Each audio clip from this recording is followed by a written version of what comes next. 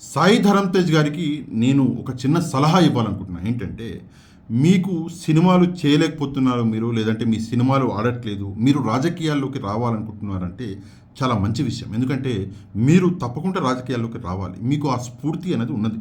కాకపోతే ఒక విషయం ఏంటంటే, ఎప్పుడైనా సరే ఒక పెద్ద చెట్టు కింద ఒక చిన్న చెట్టు అనేది బతకలేదు. మీరు ఈరోజు మీ మామయ్య గారికి జోహార్లు జేజేలు పలుకుతున్నారు, కానీ అట్లా చేస్తే మీరు రాజకీయంగా ముందుకు వెళ్ళలేరు జీవితంలో. ఎప్పుడైనా సరే నిజాన్ని నిక్కచ్చిగా మాట్లాడేవాడు, జరిగిన తప్పు మీద, జరిగిన నేరం మీద నిక్కచ్చిగా ప్రశ్నించగలిగిన వాడే రాజకీయ నాయకుడు.